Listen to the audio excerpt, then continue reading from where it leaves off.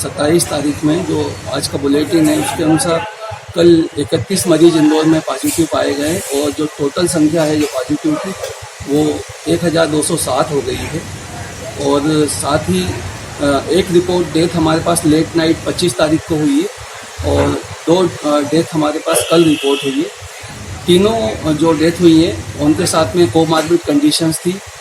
Psychiatric illness भी थी एक मरीज को और साथ में 2 के साथ में डायबिटीज़ और हाइपरटेंशन था।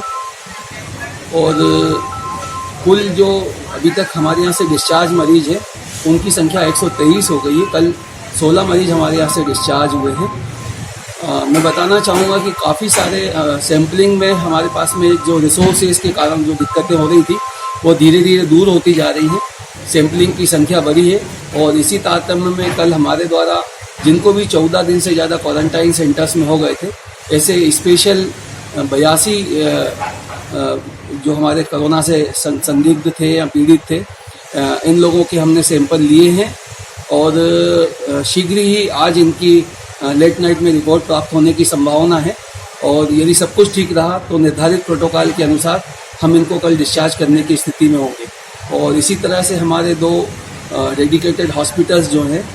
वहाँ से भी हमारे पास में ये खबर आ सकती है कि वहाँ के भी कुछ सैंपल्स यदि आज नेगेटिव आते हैं तो उनको भी हम डिस्चार्ज कर सकते हैं। मुझे लगता है कि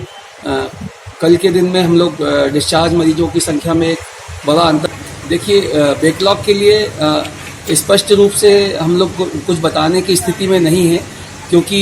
सैंपल डायरेक्ट मेडिकल कॉलेज को पहुँचते हैं, लेकिन CMHO के माध्यम से जो भी सैंपल्स जाते हैं उनका डाटा हमारे पास मौजूद है और बैकलॉग में क्लियर करने के लिए ही एक लॉट पूरा पौंडीचेरी भेजा गया था। और कमिश्नर इंदौर से मेरी जो चर्चा के अनुसार 1 से 2 दिवस के अंदर हमारा पूरा बैकलॉग ख़त्म हो जाएगा और उसके बाद हम ऐसी स्थिति में आ जाएंगे कि रोज़ इंदौर में जितनी भी सैम्पलिंग होगी उनके हम टेस्ट कर सकेंगे। बहुत ज़्यादा ऐसी चिंता की कोई बात नहीं है क्योंकि जो भी पॉजिटिव मरीज निकल रहे हैं ये कहीं ना कहीं पुराने जो पीड़ित आए हैं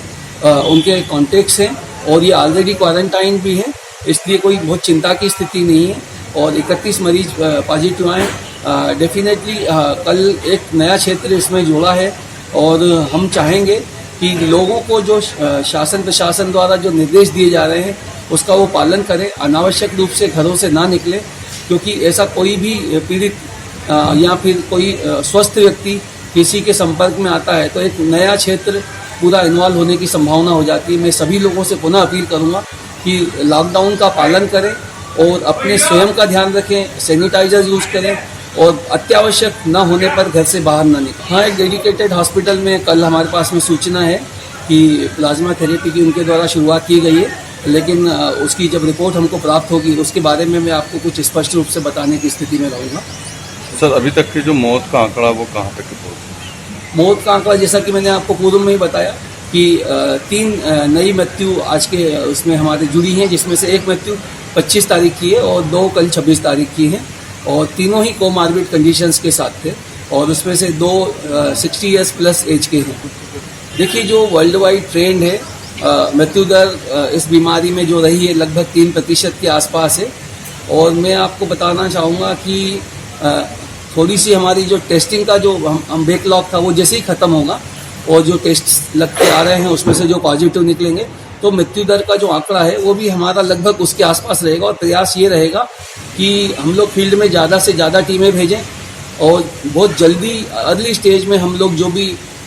लक्षणों वाले रोगी हैं उनको लें और हमारे मेन स्ट्रीम में आए, मेडिकल ट्रीटमेंट उनको मिले और जिससे वो इसी गंभीर अवस्था में ना पहुँचे और हम मृत्यु के आंकड़े को न्यूनतम स्तर पर ला सकें।